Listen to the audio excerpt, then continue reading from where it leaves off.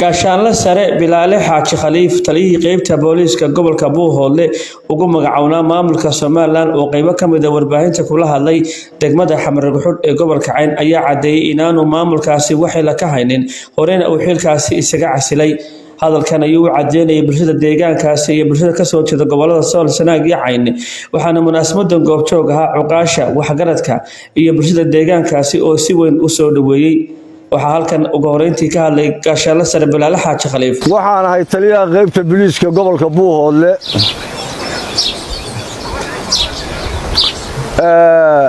xilkaan hadda sheegay waxaan ku magacawnaa 10 sanadood 10 sano ku magacawnaa xil shaqeeyo oo jirana ma ahaynu siisaba waxaan bulshada reer SSC u sheegayaa dulmiga ay ka cabanayaan sheegayaan iyagu in yar bay ka og yihiin inta badan waxa og dadka ku dhex jiray ee ka shaqeynayay baa og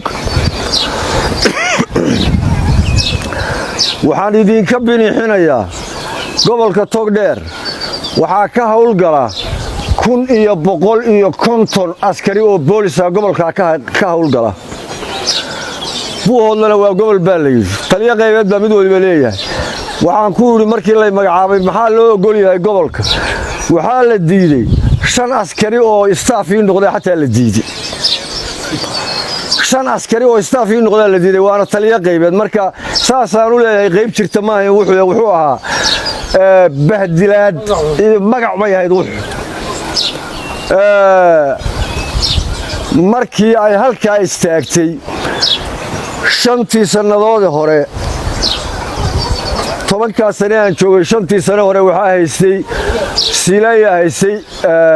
dawladda markii ay jirtay kan hadeer Soomaaliland hogaamiya ay meesha qabsadeen markaan arkay nacaybka iyo bahdilka iyo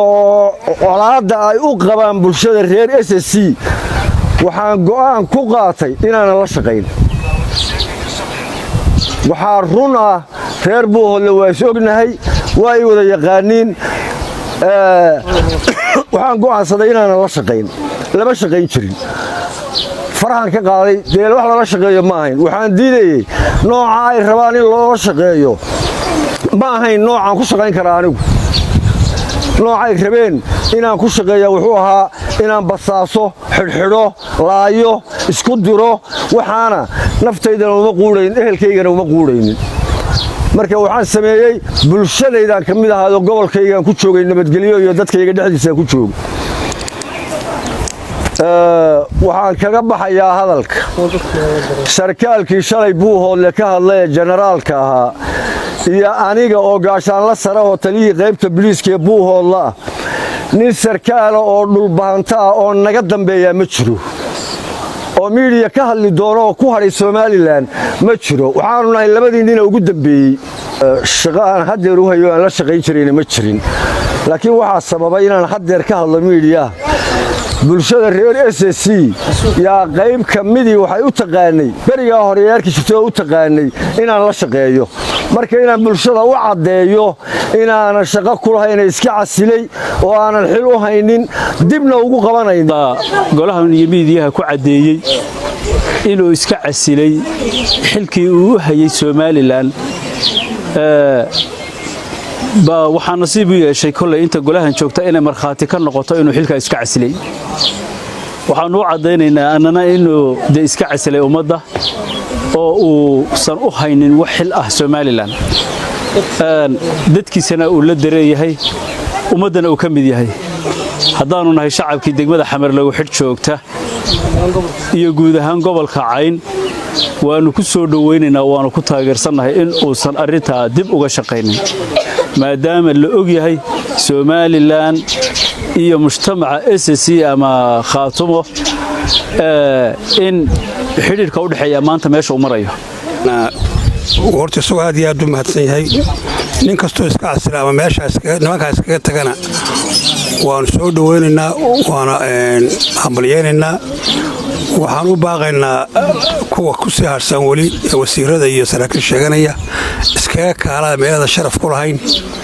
oo aydan dadkiina laga rabin oo aydan isir iyo midna wax Soomaaliyeed isku yeedan wadaagin iskaga kaalada innagii nimankaas waynu kala goonay iyagaa ku taliyeen inuu kala goro erayar waxaan u dirayaa cuqaasha nimanka reer Sheekh Saxaaq ee ismada leh cuqaasha leh caaqilada leh hadallo badan oo idinka dhageysanaa waa meelka dhac eel baynahay iyo dhaliyanahay baad tirahdaan dadkina waad ku soo duushana waad barakaysan waad dhibaatayseen wax garo haba yaraatay aad leediina ma jirto marka waxaan dooran lahaa aqligiinu ha shaqeeyo aqligiinu dib ugaga waxaanu sheegaynaa haddii waxaad sheegaysan hadday jiraan inuu waxnaay waa jirtaa oo dhaliyana oo degaan wadaagno haddii arrintaas dii xaggiina ay garanaysaan ka daaya dadku colaadu xaggiina dan kama xaggeygana kama aha aanu marakanahay inuu xilka iska casli ku soo dhaweynaynaa ka odayaal ahaan markhaatiga iyo xafladana waxaanu wakiil kaga nahay ummadda SSC daliyadood meel joogtaba waanu wakiil kaga nahay waxaana loo shaacinayaa inaan la odhan jabaahiirtu aana berri intay meel dareeya ku guntaanayaan oo dhan xilbaad nimanka u haysa jabaahiirta inuu ka badbaadaa loo shaacinaya waa xil oo hadeer u hayay oo aanu anagu hadda kaga warayna ma jirna laakiin wuxuu ugu magacawnaa taliyaha qaybta booliska gobolka Cayn uu maamulka SNM ugu magacawnaa iyada taas waxaa cad xilka inuu dhigay saako iska casilay lana dareen yahay dadkiisa iyo ummadiisa inta khusaysa iscasilaada Cabdiraxmaan Xaaji Khaliif inta kale waxaanu hambaliyo iyo bogaadinba u dareernaa cid kasta oo ka soo gashay maamulka SNM ayladda rag babaadi dhiila u cushay rag hadda dhiilaha u cushay meesha kulli saana wayeegayna iyaga ka hadlaya hadda Hargeysa midiyaasha soo tobaya waa nasiib darro aad u weyn waana wax laga xishoodo waana wax laga yaxyaxo iyaga kuwa garab taaganiba istuhun tiray inaan shaqo saasa u haynin Cabdiraxmaan Xaaji Khaliif la yiraahdo Soomaaliland ninka walaalaanu nahay labadayada aqal way iska soo horjeedaan anigu Soomaaliland shaqo uu hayay dhahiga ma saarin hadaan dambaabin askaru maamulo ma arag xafiis uu leeyahay ma arag labada aqal way iska soo horjeedeen marka inuu istuhun tiro oo iska tuhun tiro dadka uu ka dhashay iyo dadka gobolka deganba ayaa xafladda loo qabtay cidii hadda lagu tuhmayo inay lug leeyihiinna inay sidaas oo kale isbaraxaan ba wanaagsan xaaladda SSC iyo xaaladda Soomaaliland qaaradda Afrika maanta waa ka gudbeen United galeen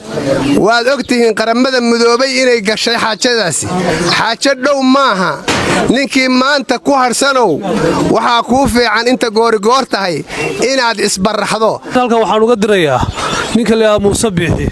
Muuse Biixi wuxuu xasuusan yahay oo madaxiisa ku weyn in la xasuuqay oo xasuuqii 35 sano ka horeeyay ee Soomaali oo dhan idil ugu ahayd ee Isaaq ku jiray ee Hawiye ku jiray ee Daarood ku jiray ee Jareer ku jirtay ee Soomaali oo dhan ku jirtay buu xasuusan yahay waxaa maskaxdiisa ka maqan ragga ilmaadeerka ah ee wada dhashay ee 30 loo aasay hadda laascaanood waqtigan xaadirkee la joogo waxaan u sheegayaa 30 sano hore wuxuu ku dhameystay ciil 35 damane dhafoorkiisa ka bixi doono ta loo geysto iyo ta ku dhici doonto haddana waa ka baxaya uu isqarinaya wuu ogyahay waxa gaadhay iyo waxa uu gaarsiiyay dadka uu ka soo xaabada ah ee uu ku soo shubaya halkan way is ogyahay waxaan u diyaarsanahay xaabada cid qabsata lawaa isaga cid qabsata lawaa in xaabada uu ku soo shubayo gooja cadde anana waxaanu diyaar u nahay dabkii aanu ku shidi lahayn baanu haynaa